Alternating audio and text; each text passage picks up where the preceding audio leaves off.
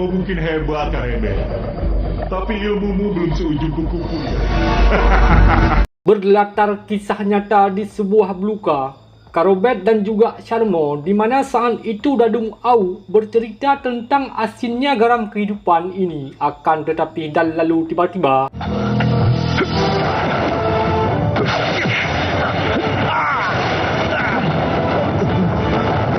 Yalah, jangan takut. Kenapa tidak turun dari... ya, ternyata munculnya Antohot alias Ki Mangun bersama kakak hitamnya atas perintah Pangeran Arya Bajageni ingin melenyapkan Karobet di atas bumi ini, dan inilah yang terjadi.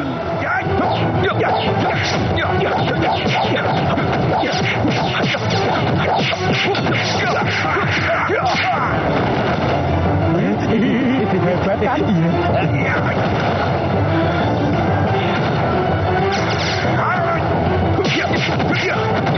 Singkat waktu setelah Karobet mengalahkan Ki Mangun, tibalah giliran gagak hitam di mana Karobet memberi kesempatan terakhir untuk membatalkan niatnya. Berhubung gagak hitam harus menjalani perintah tuannya, hingga setelah mengeluarkan ajian sambal lado tak membawakan hasil, ia pun tunduk mengaku kalah dan mau menghikmat menjadi khodam Karobet saat itu juga, dan siap membantu apapun yang terjadi. Tuhan, saya ingin berbakti pada Tuhan. Izinkan saya ikut Tuhan. Baiklah, sekarang berubahlah.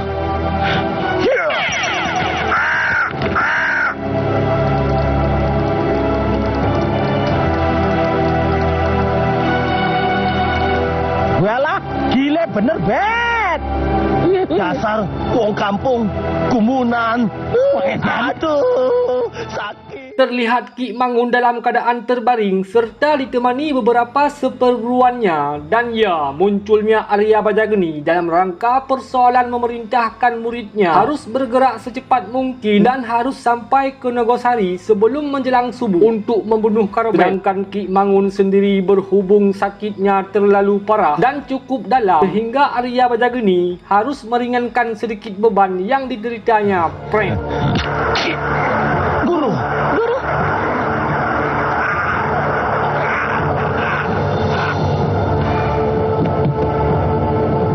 Sudahlah, itu sudah ajal Ki Mangun. Sekarang, berangkatlah kalian. Baik, Guru. Baik, Guru. Kemana dia? Terlihat Dadung Au sedang racas ngerocos menyuruh Sharmo memicu kudanya lebih cepat lagi agar cepat sampai tujuan. Namun Sharmo tidak sependapat karena bisa berefek dan kasihan kudanya terlalu capek, hingga juragan sendiri sangat bersimpati kepada kewibawaan Karobet dan berniat ingin menjodohkan dengan anaknya, dan katanya anaknya memiliki wajah yang rupawan apalagi keperawanannya sama sekali belum diganggu-gugat oleh ria hidung belang, hingga membuat Dadung Au kepincut mendengar cerita tersebut. Dan Buat Dadung aja juragan.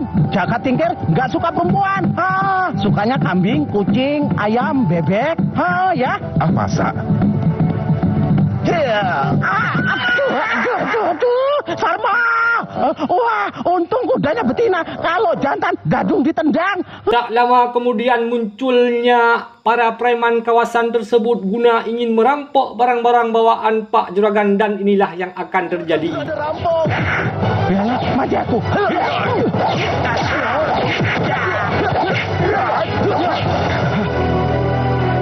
Juragan, tinggalkan keretamu. Mungkin kau akan kubiarkan hidup. Kalian saja yang pergi. Sudah bosan hidup ya? Ayo, kalian ambil hartanya.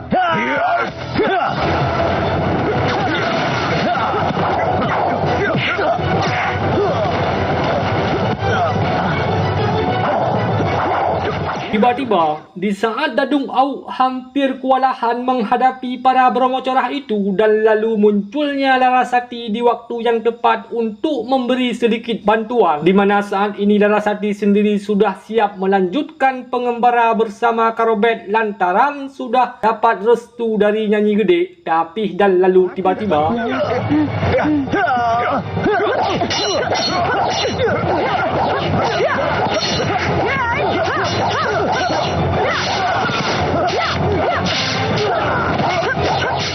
Izinkan saya mengembara. Walah, bagus itu, Bet. Akhirnya kita mengembara nggak kesepian, Iya, kikuk. Sudahlah. Detik-detik gagak hitam yang selalu mendampingi Karobet dari bara bahaya dan mengatakan menurut sinyal yang ia dapatkan yang mana bahawa mereka akan membunuh Karobet, dan bukan itu saja, tapi pedang yang mereka gunakan cukup berbinasa sebab sudah dipenuhi dengan racun yang cukup berbinasa.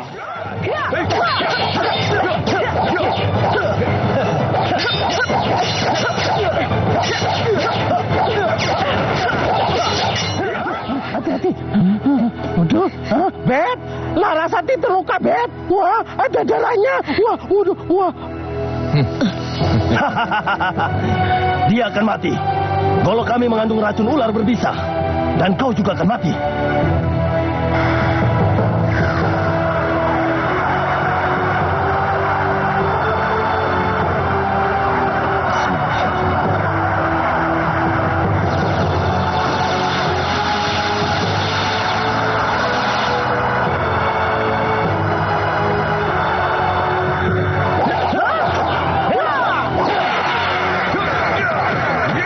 Tak lama kemudian, pertarungan berlangsung yang hampir sekarat itu. Tiba-tiba Arya Bajageni menyelamatkan muridnya dengan menyodot raga sukma mereka untuk diselamatkan, akan tetapi Karobet tak tinggal diam dan segera mengejar mereka apapun resikonya dan...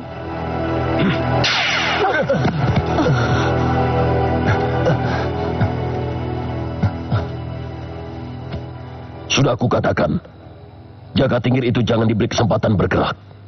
Dia memang terlalu hebat, Guru. Kalian juga hebat. Ingat itu.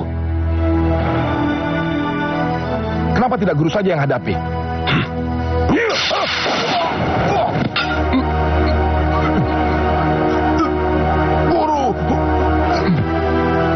Setibanya di sana setelah menyapa Arya Bajageni, di mana saat itu Arya Bajageni terus memuji Karobet semakin hari semakin kuat lantaran ia sudah sangat tua dan tak layak lagi untuk melayani Karobet, sehingga Arya Bajageni menyuruh agar berhadapan langsung dengan muridnya saja yang masih perjaka. Namun Karobet berusul percuma mengulangi hal yang sama dan akhirnya hasilnya juga sama. Akan tetapi para muridnya nurut-nurut saja hingga detik-detik penyerangan tiba-tiba.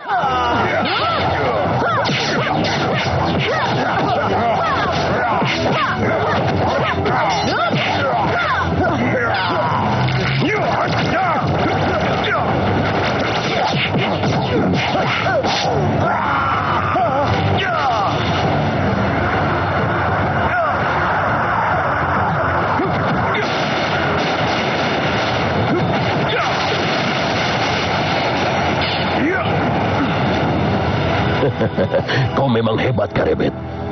Tapi aku akan tetap mengirim pembunuh-pembunuh nomor 1 untuk membunuhmu.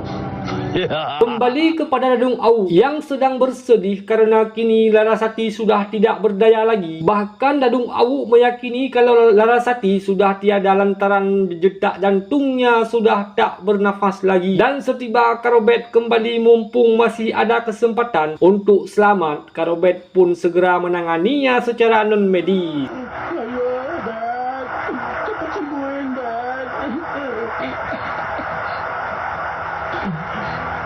Yalah, Larasati, yalah, Bet. Wah, sembuh, Bet. Kita bisa kikuk-kikuk. Apa perlu dikasih napas buatan, Bet? Tidak usah. Yalah, kamu hebat, Bet. Semua karena kehendak Allah, Dadung. Aku bisa kikuk-kikuk dia. Jangan bunuh. Di waktu yang bersamaan, Karobet mendapatkan sasmita atau sinyal gaib di mana Kanjeng Sunan Kalijagat mengundangnya ke tepi sungai dalam rangka ingin memberikan pencerahan sekaligus menyampaikan yang mana bahawa ada satu mantan muridnya dulu yang bernama Kuncoro saat ini sudah menyimpang dari jalannya, sehingga Kanjeng Sunan menyuruh Karobet pergi ke sebuah desa Mantingan yang mana di sana ada seorang penguasa yang sesat dan juga memiliki naga peliharaannya untuk segera dihentikan agar rakyat tidak merajalela. Itulah namanya nafsu. Kau pergilah ke suatu tempat yang bernama Mantingan. Di sana ada seorang penguasa yang perlu kau ingatkan, karena dia telah menyimpang. Saya takut dikatakan ikut campur, Kanjeng Guru. Kita semua berkewajiban untuk saling mengingatkan sesama kita. Singkat waktu, Karobet pun menghampiri Dadung Awuk dan juga Larasati yang sedang menyantap makanan hidangan agar secepat mungkin bergerak ke mantingan tapih dan lalu tiba-tiba Pergi ke mantingan. Kami tidak perlu meminta izin pada kalian. Dadung, Larasati, ayo jalan. Ya.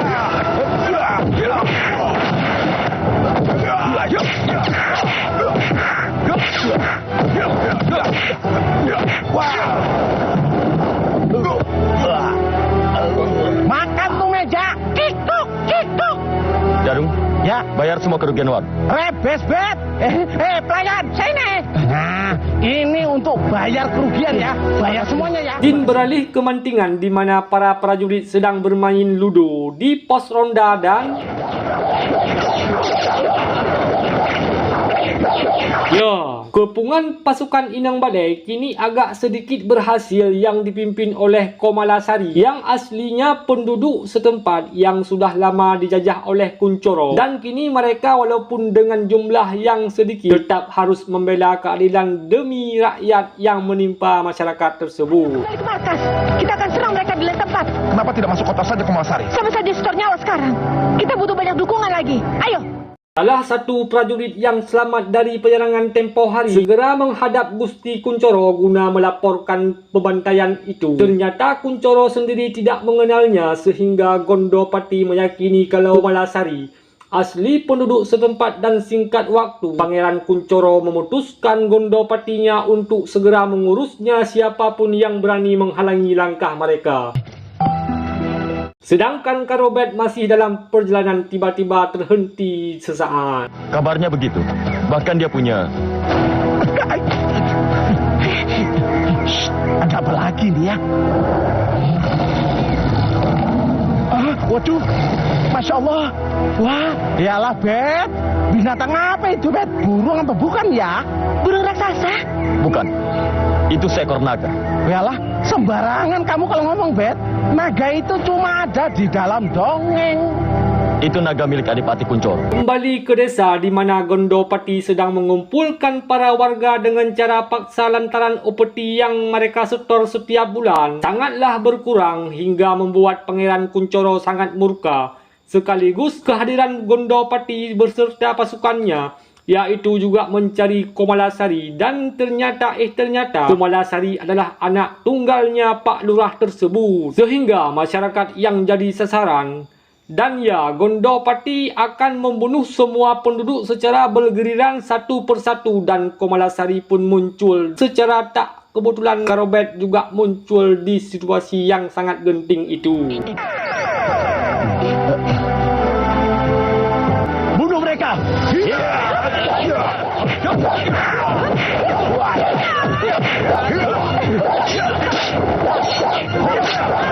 Setan alas.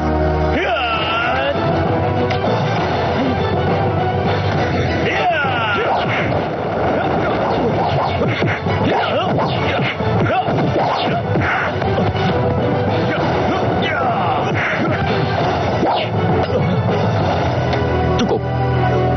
Aku ingin sampaikan pesan pada Adipatimu. Aku Jaka Tingkir. Ingin berkenalan dengannya. Kau akan segera mati bangsat. Singkat waktu, malam pun poin, di mana Gondopati melaporkan yang ia hadapi tadi sangatlah hebat dan kuat, sehingga Kuncoro tidak terima dengan menganggap itu semua adalah pemberontak semata yang wajib dihukum oleh Kuncoro sebagai penguasa wilayah tersebut. Dan ia pun memerintahkan Gondopatinya untuk segera mengerahkan pasukan yang dahsyat yang membabi buta untuk melibaskan Karobet serta pembentukan pasukan di sana. Kenyataannya begitu Bet. Aku turu aja dirubung semut. Keluar kalian! Mana yang bernama Jaka Tingkir? Aku yang namanya Jaka Tingkir. Sebentar. Sepertinya aku harus menyelesaikan masalah ini dulu.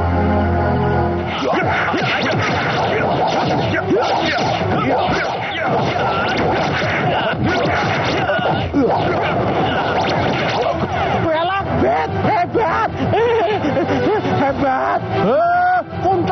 Kuncoro. Makanya kiriman abu itu yang jago-jago. Jangan cecurut-cecurut. Dan singkat waktu setelah apa yang terjadi di desa tersebut, Karobet sendiri memutuskan mengembara mencari Gusti Pangeran Kuncoro yang harus segera dihentikan atas kesesatannya. Dan sesampainya di sana dan lalu tiba-tiba